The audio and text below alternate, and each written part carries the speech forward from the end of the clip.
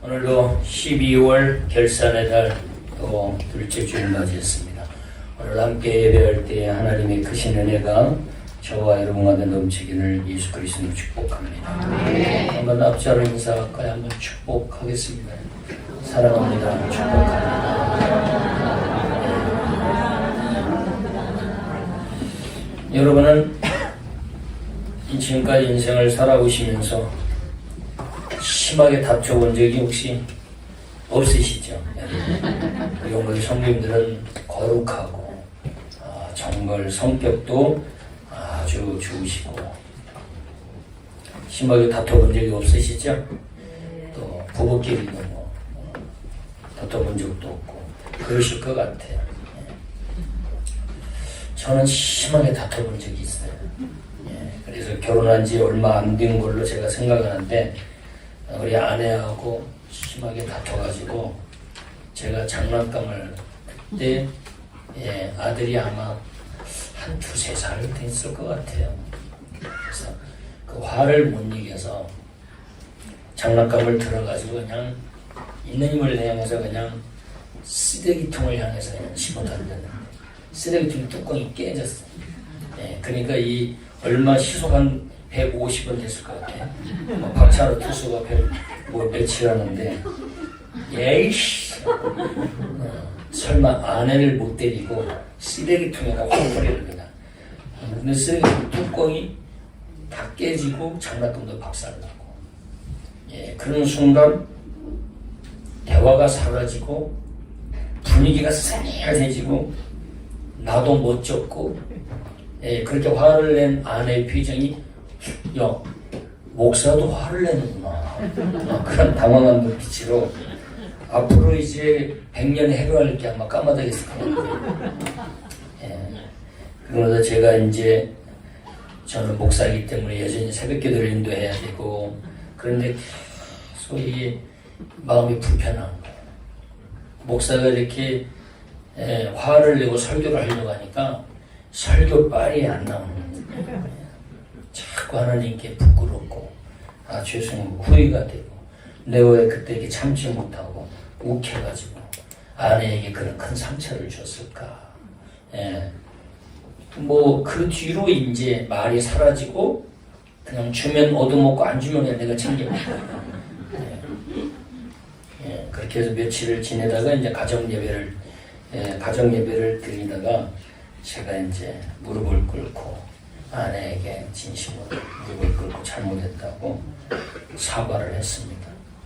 당신에게 정말 상처를 줘서 잘못했다 라고 사과를 하고 그랬더니 또 진심으로 또 아내도 사과를 받아주고 그 뒤로 계속 지금까지 제가 죽어서 사는 그 실수를 했어요. 그래서 완전히 이제 왕비로 모시고 깨갱하고 그냥 죽어서 살고 있는데 여러분 그런 적 없으시죠? 여러분 다 걸어가시고 아주 그냥 화도 안 내고 그렇게 살고 계시죠? 여러분도 화내요? 여러분도 집어 던지나요? 목사님 우리 집은 집어 던지는 곳이 안 돼서 우리는 격투기를 합니다. 격투기 UFC 격투기를 합니다. 지난주에 제가 마태복음 5장 23절 24절 말씀을 중심으로 해서 오늘 이 본문 30격으로 말씀을 드렸습니다. 원망 들을 만한 일이 생각나. 제물을 드리고 하나님께 드리려고 가지고 성전에 와서 제물을 드리려고 하는데 원망 들을 만한 일이 생각났어. 우리는 생각나도 무시하잖아요. 어떤 사람은 10년 동안 무시하고도 예수 잘 믿는 사람이 있더라고. 참 대단해. 나는 우리는 죄지으면 괴로워가지고 그 견디는 게 보통의 고통이 아니죠. 그죠? 회개해야 마음이 편안해지잖아. 어떤 사람은요 그렇게 생각나는데도 잘도 성령님을 무시하고 예수를 잘 믿고 있어. 양심을 속이고도 참 대단한 강심장이에요. 그리고도 예수님 또 할 일 다 하시면서 그런데 원망 들을 만한 일이 생각나거든. 그 예수님 말씀하시는 빨간 글씨로 되어 있죠. 그러면 재물을 제단 앞에다 놓고 그리고 나를 원망하고 있는 사람한테 가서요. 세 개의 동사가 나와요. 가서 그 형제에게 가서 두 번째 화해해라. 용서는 혼자 하지만 화해는 반드시 상대방이 있어요. 같이 화해해라. 그리고 와서 다시 재물을 들고 하나님께 드려라. 이 세 가지 동사가 나와요. 그래야 하나님이 받으신다. 그 재물을 받으신다. 다시 말하면 예배를 드릴 때 예배자의 자세가 재물 가져와서 드리는 표면적인 행위보다도 더 중요한 것이 예배자의 내면, 예배자의 그 심령 상태가 어떤가를 더 강조하고 있는 거죠.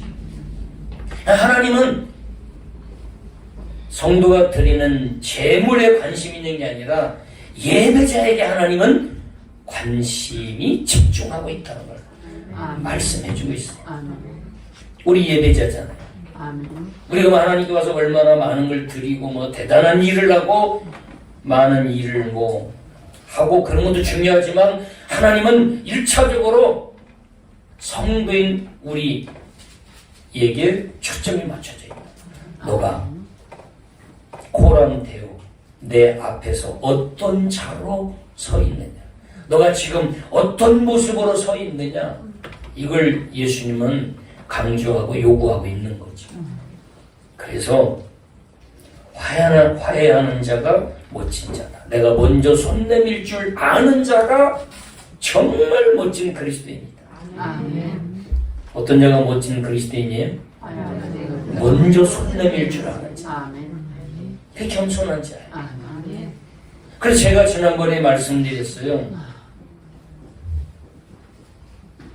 우리는 몰라서 못하는 것이 아니라 교만해서 안 하는 거다. 몰라서 못하는 게 아니라 교만해서 안 하는 거다. 다 알고 있으면서 교만해서 안 하는 거다. 어떤 면에서 보면 우리가 얼마나 서기관 바리새인들을 비난할 자격도 없는 거지. 우리도 마찬가지니까. 구약의 이스라엘 백성들을 보고 저는 정말 답답하고 세상에 이렇게 답답한 사람이 있는가. 하나님이 그렇게 수백 년을 기다려주고 무수한 선지자들을 보내서 가르쳐주고 알려줘도 그렇게 지긋지긋하게 우상에서 돌아서지 못하고 그렇게 왕이신 하나님을 무시하고 자기 멋대로 그렇게 살아가는지 답답할 정도로 어리석다고 생각했는데 돌아보니까 깨닫고 보니까 전 구약의 이스라엘 백성들보다도 더하더라고요.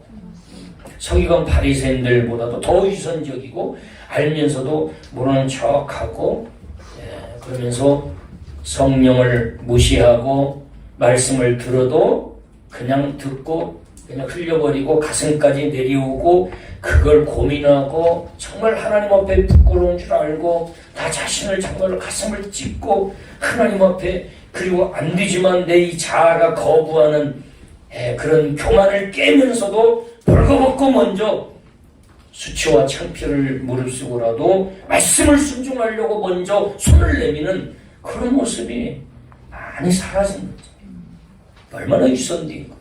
그리고 겉으로는 여전히 목사라는 신분 타이틀을 가지고 거룩한 척하고 설교하고 그리고 살아가는 모습을 보면서 저도 종종 제 자신이 굉장히 부끄럽고 탄식하고 후회스러울 때가 많다. 제가 지난주 수요일날 그런 말씀 드렸습니다. 공통적인 말인데 은혜가 내 안에 사라지면 하나님을 은혜를 붙잡고 사는 그 몸부림이 사라지면 그런 감각이 사라지면 우리는 악마가 될 수 있다. 괴물이 될 수 있다. 가끔 언론이나 매스컴에 나오는 거 보면은 어떻게 목사가 저런 짓을 할 수 있어? 어떻게 교회 장로가 저런 짓을 하지? 어떻게 크리스찬이 저런 짓을 하지? 그럴 수 있는데 충분히 가능성이 있는 거지. 우리 안에 육신의 몸을 입고 있는 우리는 우리의 자아 속에 숨겨져 있는 이 본성, 교만과 욕심, 이 두 가지 때문에 언제든지 우리는 넘어질 수 있다. 사단이 그 두 가지를 딱 부추겨서 우리를 육신의 것으로 유혹하면 우리는 언제든지 넘어질 수 있다. 신분이 나를 지켜주지 않는다. 직분이 나를 지켜주지 않는다. 은혜가 나를 지켜준다. 아멘. 은혜를 놓치지 않고 은혜를 붙잡고 살려고 하는 몸부림치는 영적으로 깨어있는 성도가 하나님 보시기에 아름답고 자신의 신분도 지킬 수 있고 직분도 지킬 수 있고. 제가 목회하면서 가장 힘든 때가 언제냐? 가장 설교할 때 힘들 때. 정말 설교가 이렇게 힘든가? 라고 느껴지면서 설교가 두려워질 때가 있는 거죠. 은혜가 다 식어졌어요.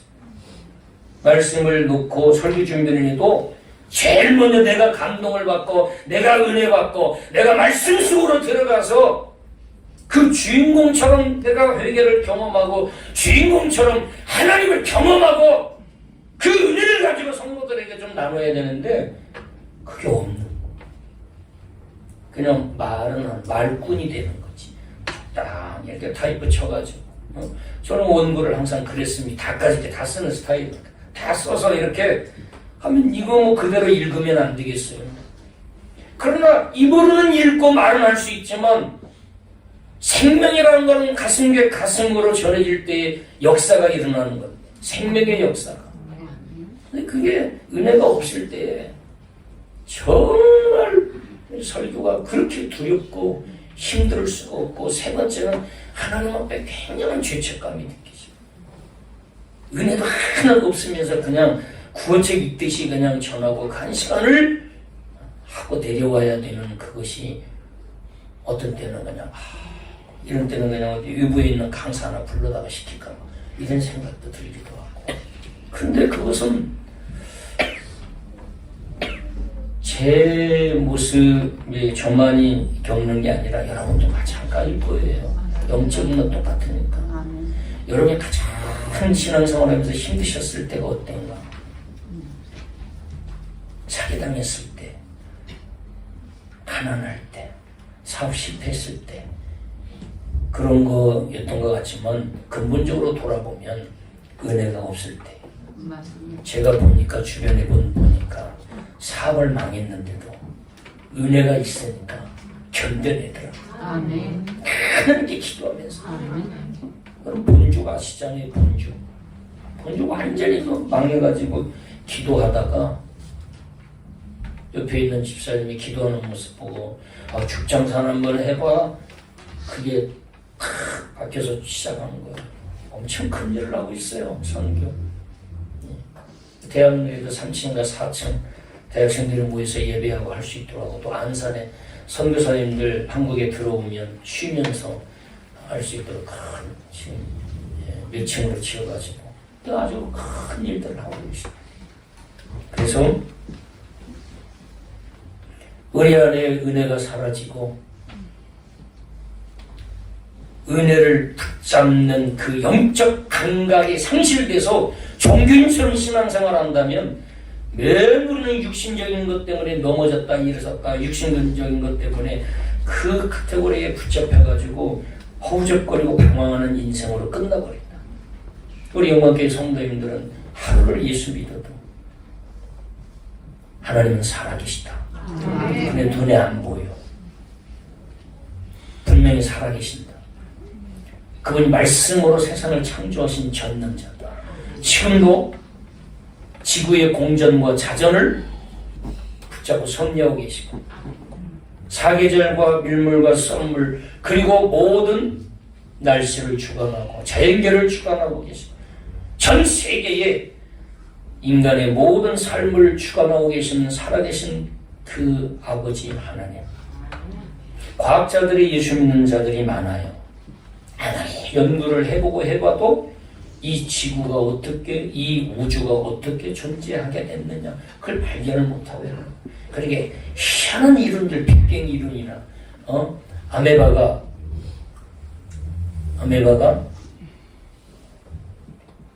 진화해가지고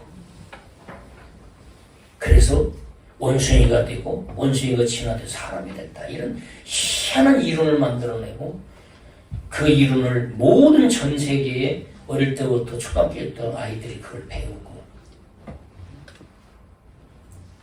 근데도 과학자들이 그걸 계속해서 연구하면 연구할수록 더 딜레마에 빠지는 거예요.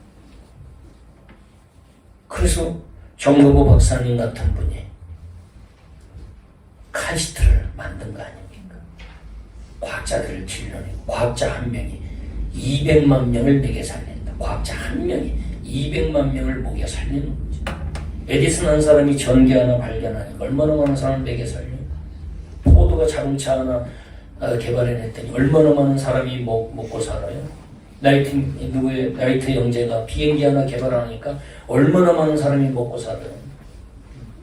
하나님은 살아계신 하나님 아버지.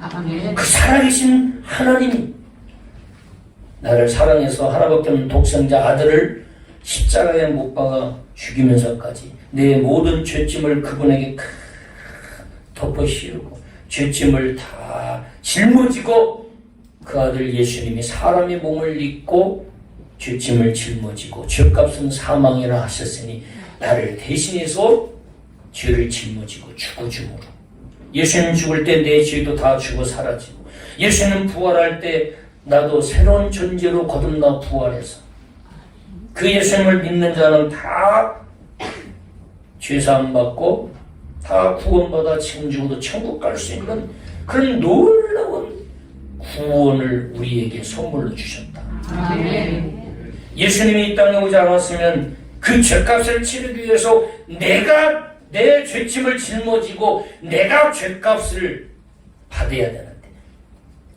내가 지금 죄값으로 하나님께 저주받고 심판받고 죽어서 지옥 형벌에 떨어져서 영원토록 죽지도 않고 지옥에서 고통받고 살아야 되는데, 예수님으로 말미암아 예수님을 믿음으로 내 죄가 예수님 때문에 다 사해지고, 아멘. 내가 받아야 할 그 죄값을 예수님이 대신 치러줬기 때문에 나는 이제는 안 치러도 되고, 남은 생에 내 죄값을 대신 다 치러주신, 나 대신 저주와 형벌받고 죽어주신 그 예수님 사랑 깨닫고 그분의 은혜에 보답하기 위해서 그분의 말씀대로 순종하고, 내 뜻대로 고집부리고 교만하고 완악하게 사는 것이 아니라, 위선적으로 사는 것이 아니라, 말씀 앞에 날마다 벌거벗고 순전한 마음으로 아멘하고 순종하고 그분에게 보답하면서 그분 사랑하면서 사는 것이 신앙생활의 본질이다. 아멘. 그래서 우리는 말씀 들으면 순종해야 한다는 거룩한 부담감을 안고 돌아가야 되는 거예요. 아멘. 예배가 뭐 콘서트입니까? 뭐 유머 콘서트예요. 개국 콘서트입니까? 웃기면 은혜 받고 뭐 적당한 예화 많이 들면 아이고 설교 듣기 부드럽고, 우리는 예배 속에서 말씀 속에서 하나님을 우리는 느끼고 내 숨겨진 죄를 발견하고, 그래서 우리는 날마다 하나님 앞에 거룩이 회복되고, 그러면서 하나님 앞에 온전히 세워져 가는 것이 예배 속에서 이루어져야 되는 것이죠. 아멘. 이해가 다 지나가고 있습니다. 우리는 하나님 앞에 어떤 자로 서야 되는지, 이 모습 이대로 서는 것이, 내 안에 지금도 영적 쓰레기들이 가득한데 이걸 끌어안고 아닌 척하면서 그렇게 우리가 살아가는 것이, 그것이 우리의 참 모습인가, 우리를 꼼꼼히 살피면서 은혜를 붙잡고 은혜가 사라지는 순간 우리는 괴물이 될 수 있다.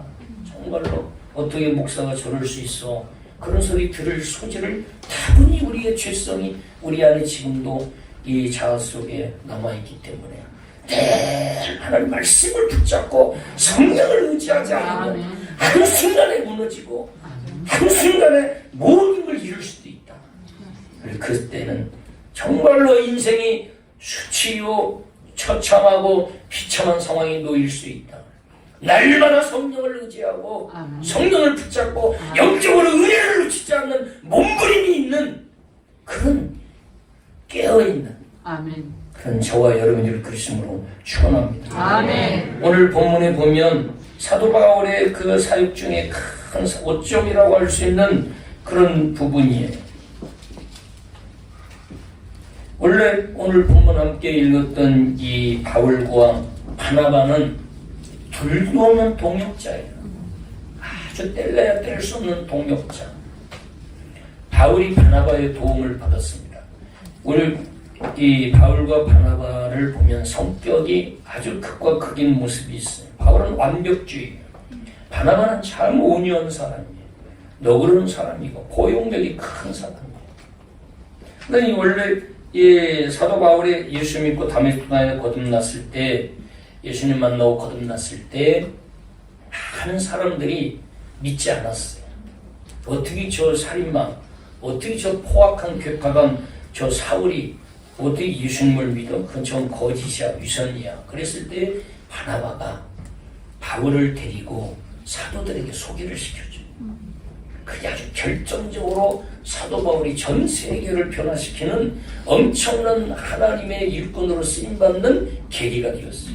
누구를 만나느냐에 따라서 그의 주변에 어떤 사람이 있는가를 보면 그 사람이 어떤 사람인가를 우리가 평판이나 그 사람이 어떤 인생관, 가치관을 가지고 살아가는가를 알 수 있듯이 누구를 만나게 해줬느냐? 바로 사도들을 만나게 했어요. 그리고 이 바나바가 적극적으로 사도 바울을 변호해줘요. 그래서 이 사도들의 이 바울을 결국에는 나중에 받아들이게 돼요. 그러면서 안디옥 교회에서 사도행전 13장에 보면 안디옥 교회에서 사울과 바나바를 이제 안디옥 총회를 해서 그곳에서 정식 선교사로 파송을 하기로 결의를 해요. 그러니까 선교사 아무나 보냅니까? 선교사들 아무나 보내는 거 아니지. 정말로 생명을 목숨을 다 내놓고 하나님이 주신 그 콜링을 따라서 그곳에서 내가 뼈를 묻겠다. 그런 각오로 복음을 전하겠다고 하는 자들을 불러서 안디옥 교회가 선교비도 주고 해서 선교사로 파송을 하는 거예요. 바로 바울과 바나바를 선교 한 팀으로 이뤄서 파송을 해요. 그럴 정도로 이 바울과 바나바는 신실한 사람이었어요. 아주 서로 사이가 좋고 동역자. 그런 이 두 사람이 심히 다퉜어요. 엄청나게 심히 다퉈서 결국에는 등을 돌리고 갈라서요. 헤어져요. 도대체 이렇게 서로 도움을 받고 서로 같이 선교사로 파송받아서 함께 선교까지 했던 이런 신실한 동역자가 어떻게 무슨 문제를 심하게 다투고 서로 헤어지고 등을 돌렸느냐. 바로 마가를 데리고 가느냐 데리고 가지 않느냐 이 문제예요. 그리고 2차 선교여행 때 1차 선교여행을 마치고 2차 선교여행을 다시 떠나려고 했어요. 1차 선교여행을 보통 한 2년에 3년 3년 정도 바울과 바나바가 함께 1차 선교여행을 했어요. 13장, 14장, 15장 초반까지 나와요. 1차 선교여행을 했어요. 그리고 15장에 와서 선교 보고를 하는 내용을 보면요. 얼마나 감동된지 몰라요. 바울과 바나바가 선교하다가 일어났던 일들을 이제 예루살렘으로 돌아와서 예루살렘 총회 앞에 보고를 해요. 얼마나 감동된지 몰라요. 얼마나 죽을 일들이 많겠어요. 사람들에게 핍박받고 그걸 다 견디고 예루살렘으로 돌아와가지고 보고를 해 사도들 앞에.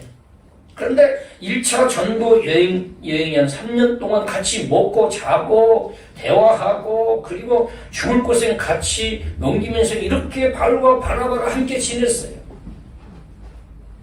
그런데 심하게 다퉜어요. 우리 교회 안에서 10년 동안 서로 같이 수련회하고 서로 같이 기도하고 한 구역에서 같이 은혜 나누고 막 함께 예배 드리고 막 함께 찬양하고 뭐 정균 책도에 같이 하고 뭐 해외 뭐 성지순례도 같이 가고 그랬다가 어떤 한 건 사건으로 인해서 서로 원수가 돼가지고 헤어지고 등을 돌려버려. 그런 경우가 있어요, 없어요? 없구나. 나만 있구나. 바울과 바나바도 그런 거예요. 그렇게 3년 동안 서로 함께 생명을 내걸고 같이 전도하고 선교하고 그러다가 이렇게 다투는 거예요. 그런데 어떤 일이 있었냐면 1차 선교여행을 갈 때에 마가를 데리고 갔어요. 마가는 바나바의 조카예요. 그리고 마가는 여러분 마가 다락방 아시죠? 네. 후에 이제 사도행전에 뒤에 쭉 가보면 마가 다락방이 나오잖아요. 그곳이 어떤 곳이에요? 성령이 임한 곳이죠. 성령 강림 사건이 일어나는 곳이죠. 120명이 모여서 예루살렘을 떠나지 말라 그랬을 때 순종하고 그곳에 모여서 기도했을 때 성령의 약속하신 보혜사 파라클레토스 홀리스피릿 성령이 임했어. 방언이 터지고 성령이 혀같이 갈라지도록 임해서 그런 놀라운 신비한 성령의 기적의 사건이 일어나는 곳이 그게 마가예요. 마가라고 하는 요한, 마가 요한이에요. 그런데 그러니까 그 당시에 상당히 제적도에 있었던 것 같아요. 120명이 모일 수 있는 집을 거처를 마련하고 있었던 사람입니다. 근데 그 마가 요한을 데리고 갔는데 이 마가 요한이 1차 선교여행 때 밤빌리아까지 잘 같이 따라갔어요. 그런데 밤빌리아에서 그 다음 코스로 이동을 해야 되는데 이 마가 요한이 나는 더 이상 못 가겠다. 나는 힘들어서 못 가겠다. 나는 이 위험을 무릅쓰고 더 이상 나는 가기 싫다. 포기하고 예루살렘으로 그냥 가버려요. 예루살렘으로 그냥 떠나버려요. 그래서 바울하고 바나바하고 계속해서 마지막까지 쭉 그 13장, 14장에 보면은 피시디 안디옥에서 쭉 복음을 계속해서 전하고 다시 예루살렘으로 돌아와서 예루살렘 총회 때 선교 보고를 하고 다시 2차 선교 여행을 준비해서 떠나려고 하는 즈음에 뭐라고 하느냐 거기 사도행전 15장 36절을 한번 보시면 타이틀이 뭐라고 돼 있어요? 바울과 바나바가 갈라서다 이렇게 돼 있죠? 36절 보면 며칠 후에 바울이 누구더러? 바나바더러 말하되 우리가 주의 말씀을 전한 각 성으로 다시 가서 그러니까 우리가 말씀을 전한 그것은 뭘 지금 염두하고 있는 거예요? 언제 전했다는 거예요? 1차 그렇죠. 1차 선교 여행 때에 들려서 전했던 그 각 성으로 다시 가서 형제들이 어떠한가 지금 예수님 잘 믿고 있는지 예배는 지금 계속 지속되고 있는지 다시 가서 확인하고 그들을 또 말씀을 또 전하고 하자 방문하자라고 했어요. 자 누가 그랬어요? 누구에게? 바나바더러. 그랬더니 37절 바나바가 뭐라 그랬냐? 바나바가 제안을 했어요. 뭐라고 그랬어요? 자 마가 요한도 데리고 가자라고 했어요. 그랬더니 38절 바울은 뭐라고 그랬어요? 밤빌리아에서 자기들을 떠나 어디를 떠나갔다고 그랬어요? 예루살렘으로 떠나서 가버렸다고 그랬죠. 누가? 마가 요한이 한 번 떠났을 때 얼마나 바울이 배신감을 느꼈겠어요. 그랬겠죠. 예. 안 그래요? 처음에 대단한 야욕을 죽으면 죽으리라 내가 끝까지 함께 할게 말이야. 그래 우리 영광교회 저한테 그랬던 분 많아. 목사님 내가 영광교회를 지켰습니다. 지타고 한 사람들이 다 떠났어 지금. 다 떠났어. 내가 지켰습니다. 돈 벌어 지켰습니다.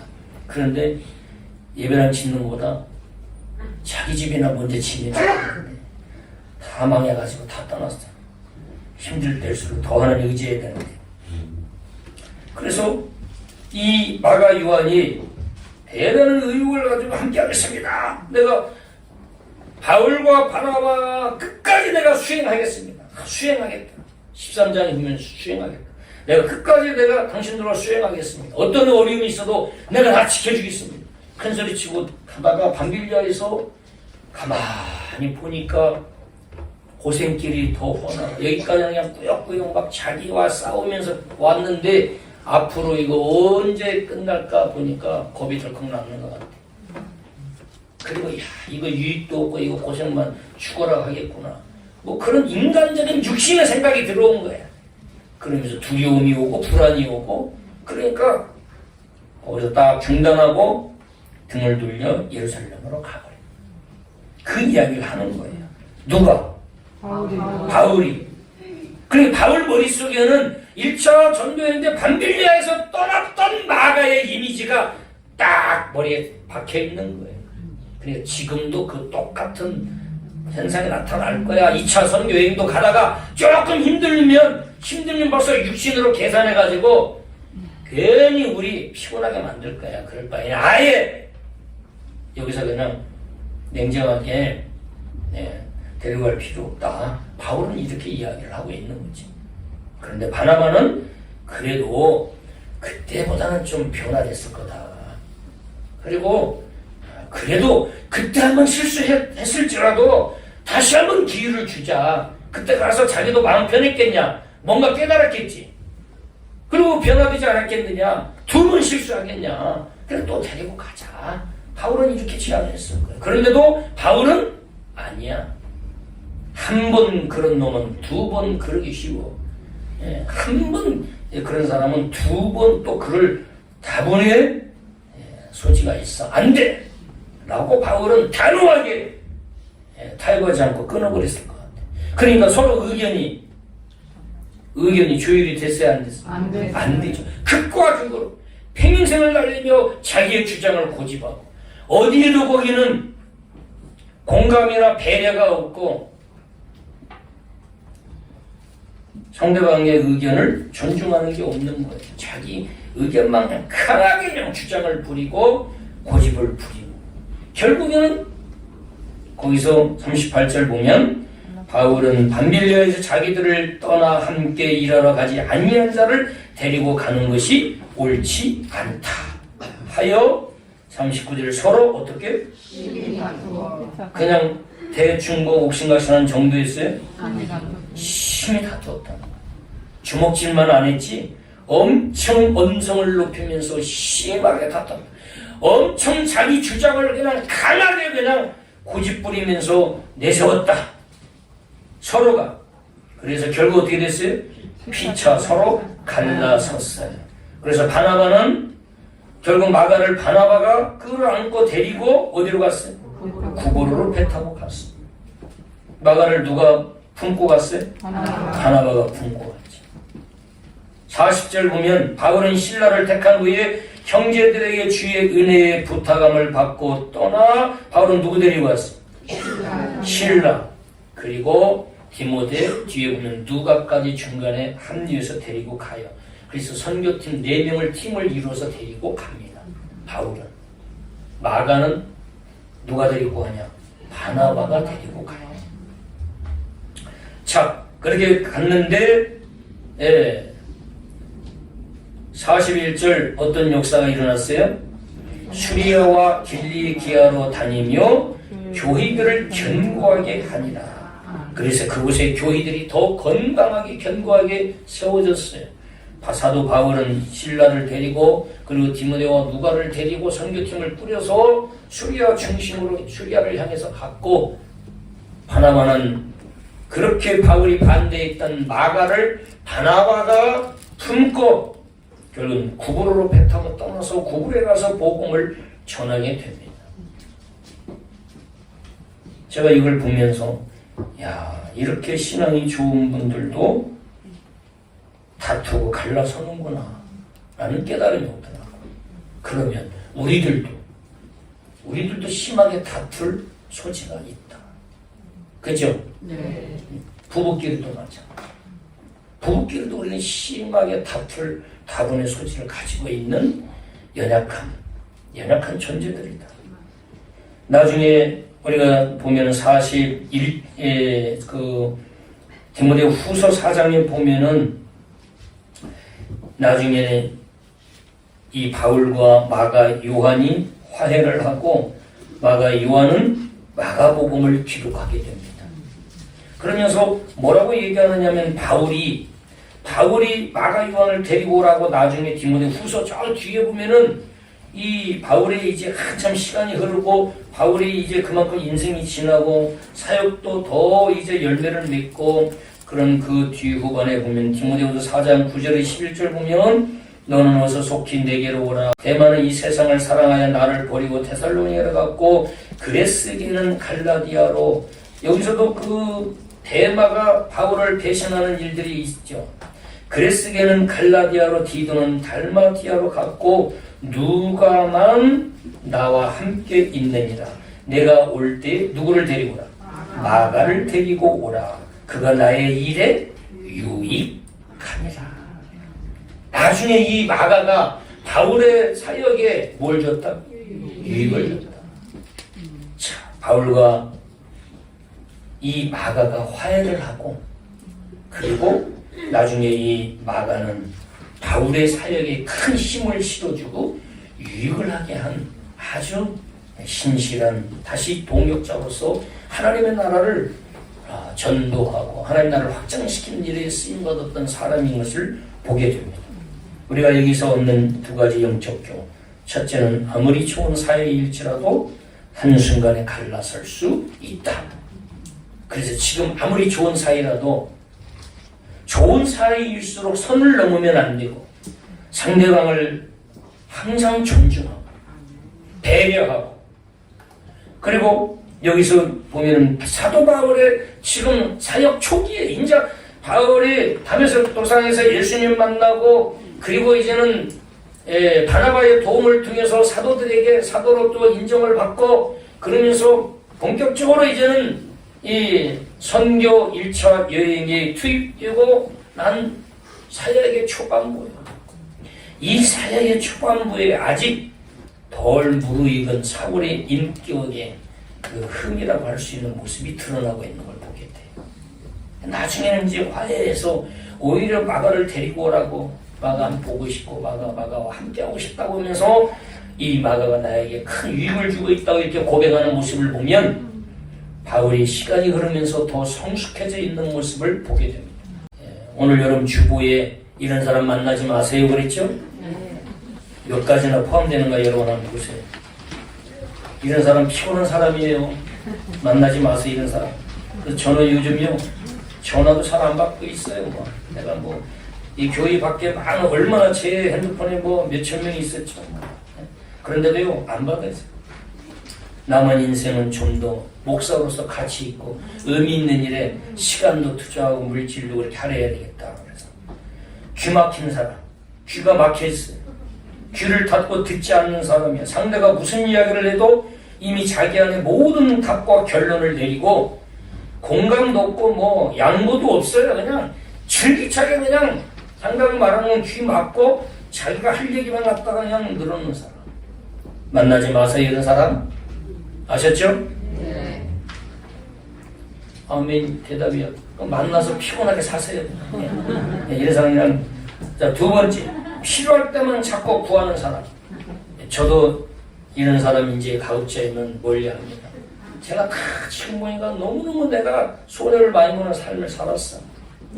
살았어. 그래서 필요할 때만 꼭 찾아와. 필요할 때만. 중간중간에 그래도 안부라도 한 번씩 물으면서 찾아오면 좋은데 그럼 전화 오면 벌써 뭐 필요하구만. 아니라 할까 뭐 필요하대. 돈도 꺼달라고 그러고요. 그냥 내놓으라고도 하고. 별별 사람 다 있어요. 왜냐하면 이건 인간관계를 거래로 보는 거예요. 제가 우리 아들한테도 너는 니즈적 만남이 아니라 존재론적인 만남을 가져라. 상대방의 그 사람에 관한 것 때문에 만나지 말고 그 사람 때문에 만나는 자가 되라. 그리고 사람은 기대하지 말고 말라. 사람은 믿을 대상이 아니고 사랑할 대상이다. 믿지 마라. 다만 사랑해라. 기대하지 말고 만나라. 니즈적 만남을 가지면 그 니즈 필요가 다 채워지면 더 이상 채워질 거 없으니까 식상해서 떠나. 그리고 안 채워지면 그것도 식상해서 자기 욕구가 안 채워지니까 실망해서 떠나. 그러니까 필요에 의해서 만나는 만남은 반드시 떠나는 거예요. 그런데 전전적인 만남은 그 사람 자체를 하나님 만나게 하셨다라고 의미를 부여하고 부족해도 실수해도 코이노니아 교제라는 그 코이노니아의 원어의 어근은 끝까지 곁에 있어주다. 끝까지 곁에 서 있어주다. 이게 코이노니아, 헬라어 코이노니아 교제라는 단어의 어근이에요. 어원. 그러니까 존재론적인 만나면 실수해도 저 모습이 내 모습이고 나도 그럴 수 있는데 뭐 끝까지 그러면서 이해하고 용서하고 또 관용으로 끝까지 함께 있어주는 거예요. 예수님이 그렇게 하고 계시잖아요. 우리에게. 예수님이 우리를 그렇게 코이노니아 해주고 계시잖아요. 아멘. 끝까지 곁에 있어주잖아요. 아멘. 예수님 우리가 잘못하고 죄짓고 그럴 때마다 예수님 떠나버려요. 끝까지 곁에 있어주잖아요. 그래도 나는 너가 좋아. 너가 이렇게 실수하고 부족해도 나는 너를 사랑해. 우리는 얼마나 만났다가 얼마나 많이 또 헤어집니까? 내 생각에 안 맞으면 또 내 스타일이 아니라고 스타일 뭐 얼마나 그것도 많이 고집해요. 그게 절대인 것이냐. 우리 예수 믿는 사람도 스타일 마인드를 앞세울 때가 많아. 성경을 앞세우는 게 아니라 내 마인드하고 달라. 내 스타일하고 달라. 내 성격 스타일이 아니야 하면서 그것이 성경보다 우위에 두면서 얼마나 많은 좋은 사람들을 잠깐 실수한 것을 그걸 또 바울처럼 편견을 가지고 고집 부리다가 얼마나 떠나보내요. 그럼 나중에 또 후회하고 다시 만나는 경우도 있지만 링컨 대통령이 훌륭한 것은 원수를 친구로 삼았기 때문입니다. 스탠턴이라고 하는 그렇게 자기를 비난하고 고릴라를 보려면 저 백악관에 가서 보라고 그렇게 비난하고 했던 그를 자기가 대통령이 됐을 때 국무장관을 딱 갖다 세우는 거예요. 마지막 링컨이 죽었을 때 가장 많이 그 관을 끌어안고 온 사람이 바로 스탠턴. 그래서 존경받는 거지. 진짜 훌륭한 사람은 원수를 친구로 삼는지, 원수를 동역자로 삼는지 정말 훌륭한 거죠. 그래서 예수님도 가룟 유다를 잘못했어도 데려다 앉혀놓고 네가 어떻게 나한테 이럴 수 있어 화풀이하거나 가르치지 않았어. 그냥 하나님께 맡기고 자신은 십자가 질 일만 그냥 소명만 사명만 감당했어. 그리고 자기가 회개하면 사는 거. 왜? 사람은 가르쳐서 변화되는 것이 아니다 라고 하는 걸 예수님도 아셨던 것 같아요. 사람은 사랑으로 기다려주면 바뀐다. 스스로 그 안에 영이 있기 때문에 생각이 있기 때문에 깨닫는다. 그래서 아이들도 좀 기다려주세요. 아이들도 좀 기다려주면 돼요. 예. 이렇게 말하는 저도 못 기다리고 맨날 불러놓고 우리 애들 이야기하니까 무서워가지고 물어보질 않아요. 날 셀 줄 알아요. 세 번째는 오직 나뿐이다. 네 번째는 365일 과시연이요. 입만 열면 자기 자랑. 그것은 이면에 자랑하는 순간 상대방이 무시당할 수도 있고 굉장히 상실감이 올 수 있다고 하는 걸 놓치는 배려가 부족한 거죠. 자랑이 많은 사람은 상대방에 대한 배려가 부족한 거예요. 다섯 번째, 말문을 막는 사람. 상대방 말하고 있는데 그냥 막 끼어들어서 말을 잘라버리고 막 자기 말을 막 하는 사람. 여섯째, 과거 지향적인 꼰대. 요 꼰대 나오네 여기. 맨날 라떼는 말이야.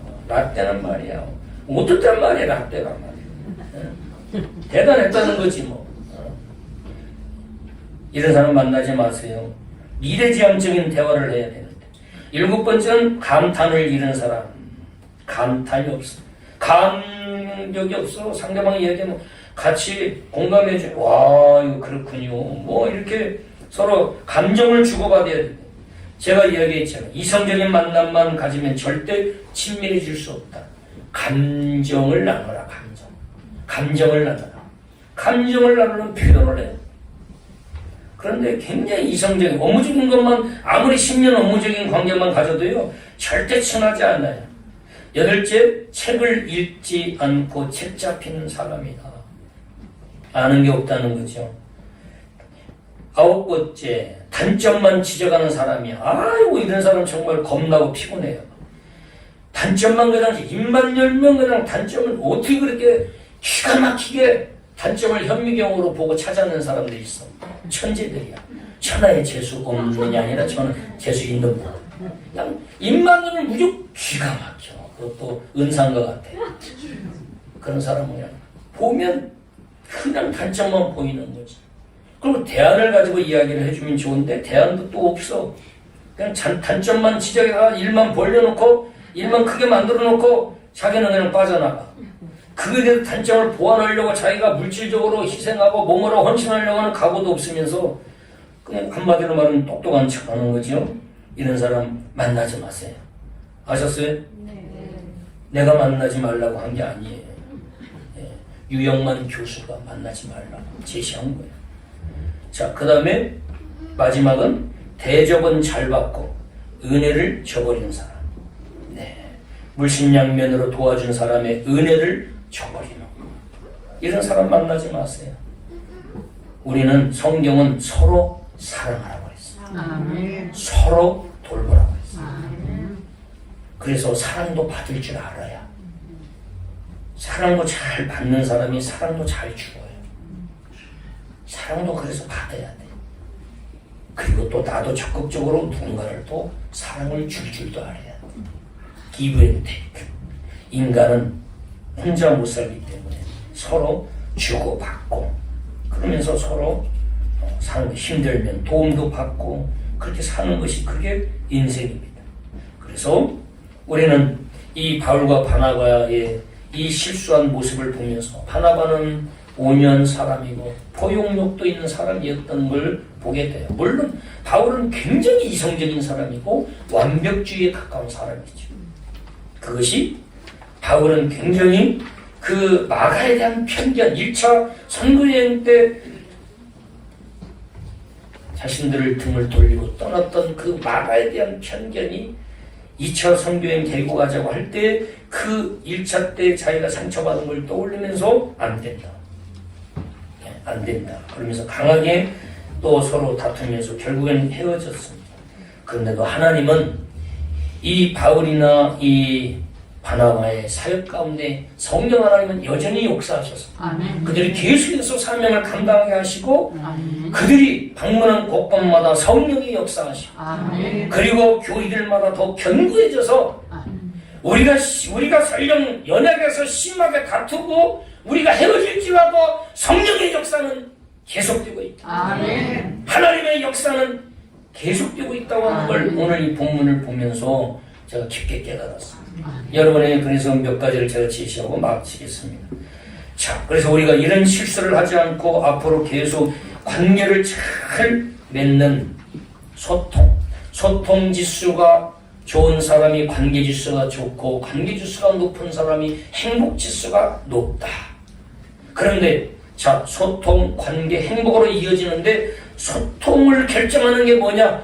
소통을 결정짓는 게 뭐냐? 성품이다 라고 지난번에 말씀드렸어요.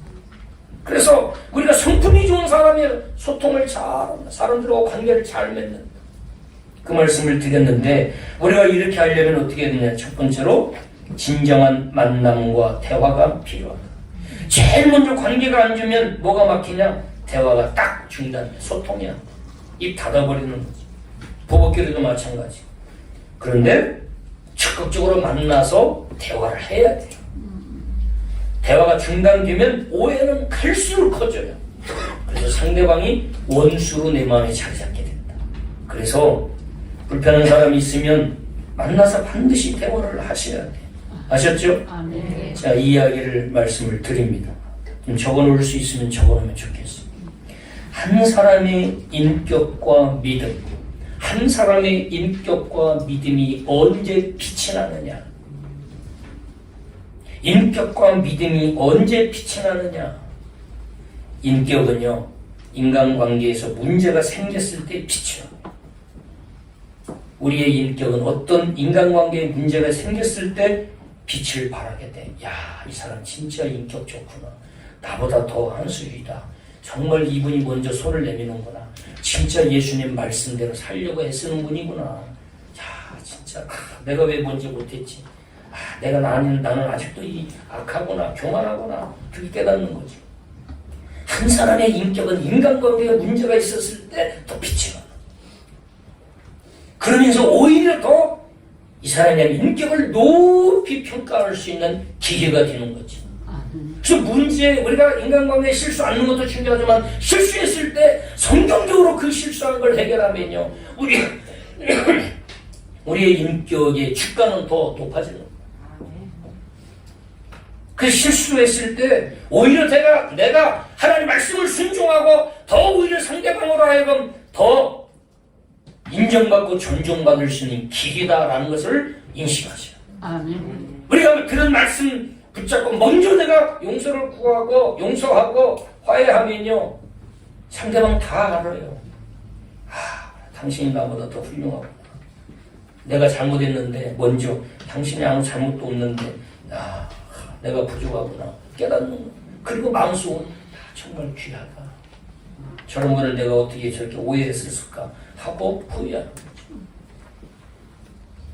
그리고 믿음은 언제 빛이 나느냐? 시험이 왔을 때 빛이 납니다. 우리 믿음은 언제 빛이 나요? 시험이 왔을 때. 그 시험 앞에 어떻게 반응하는가를 보면 이 사람이 진짜 믿음인지 그동안에 그 믿음 생활한 것은 다 위선인가 드러나는 거죠. 딱 시험이 와보면 그 사람 믿음이 어느 수준인가가 다 드러나는 거예요. 그래서 우리가 인생을 살아가면서 끊임없이 인간관계를 맺으면서 우리 인격이 평가받고 있는데 우리가 어떤 인간관계가 문제가 생겼다 할지라도 먼저 손을 내밀고 적극적으로 만나서 대화할 줄 아는 그런 성숙한 저와 여러분이 되었으면 좋겠습니다. 아멘. 첫 번째는 적극적으로 만나고 대화하고, 두 번째는 예수님의 마음으로 상대방을 바라보라. 누구의 마음? 예수님의 마음으로 바라보라. 제가 수없이 이야기하지만 제가 처음 결혼했을 때 아내하고 이렇게 결혼 생활하면서 이렇게 다투고 그랬다고 말씀드렸는데, 그것이 뭐냐면 제가 내 관점으로 바라보기 때문에. 그런데 제가 오늘 갑자기 새벽에 기도하면서 네 아내를 내가 얼마나 사랑해서 하나밖에 없는 예수님과 맞바꾸면서 십자가에 못 박아 대신 죽어줄 정도로 사랑했는데 너는 그렇게 그런 은혜를 받았다고 막 울면서 예수님 감사합니다 하면서 그렇게 감격하면서 울었지. 그런데 너가 그렇게 불편해하는 네 아내를 위해서도 내가 그렇게 죽어줬단다. 너만 위해서 그렇게 죽어준 게 아니라 네 아내를 위해서도 그렇게 사랑해서 그렇게 소중해서 네 아내를 위해서도 네가 그렇게 불편해하는 네 아내를 위해서도 내가 그렇게 예수님 사람의 몸을 입고 이 땅에 와서 대신 죽어줬어. 그걸 새벽 기도하면서 깨달으면서 그때부터 아내를 보는 관점이 사라져. 너희 안에 이 마음을 품으라. 곧 그리스도 예수의 마음. 아멘. 너희 안에 이 마음을 품으라. 아멘. 지난주 금요일날 말씀드렸습니다. 이 예수님 마음 품는 일에 실패하면 우리는 괴물이 된다.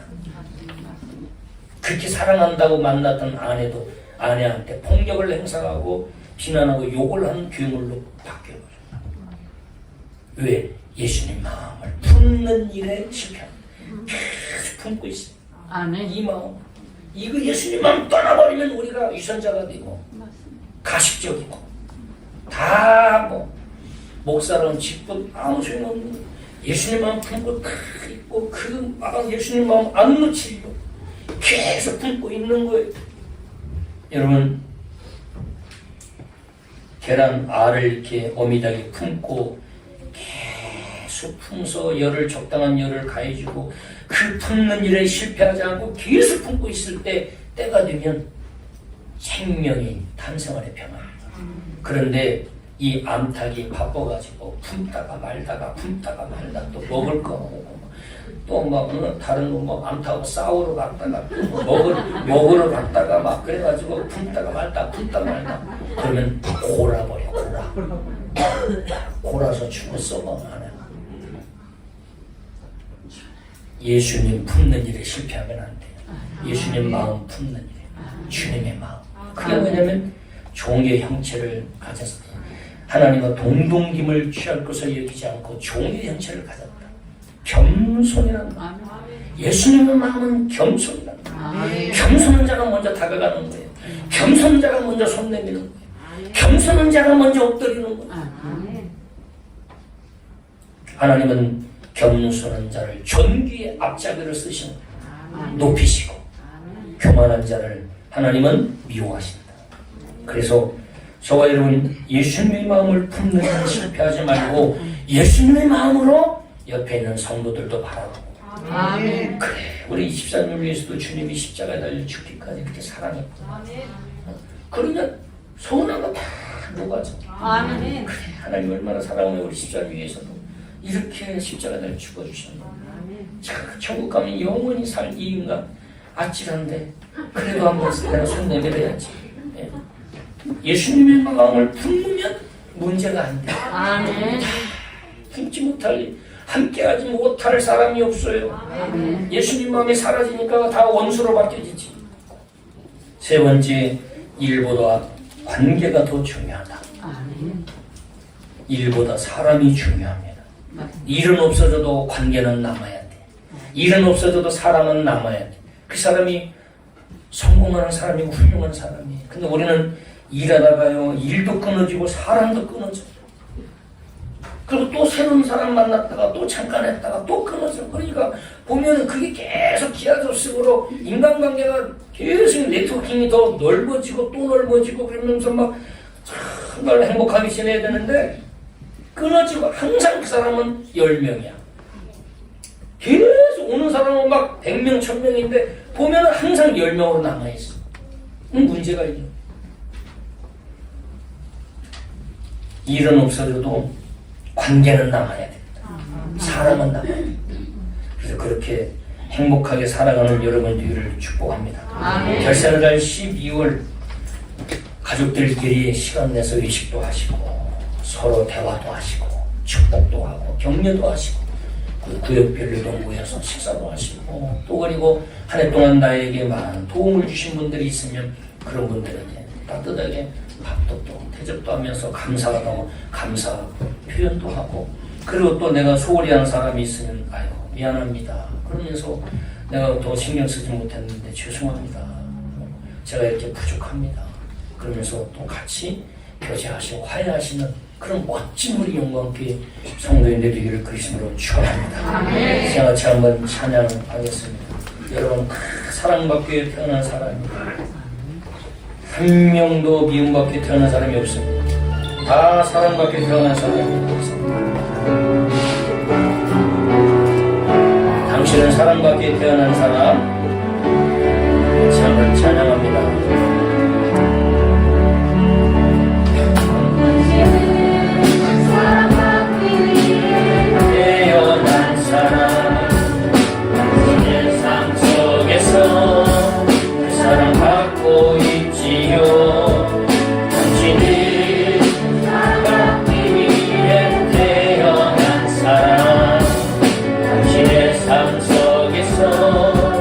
사랑받고 있지요.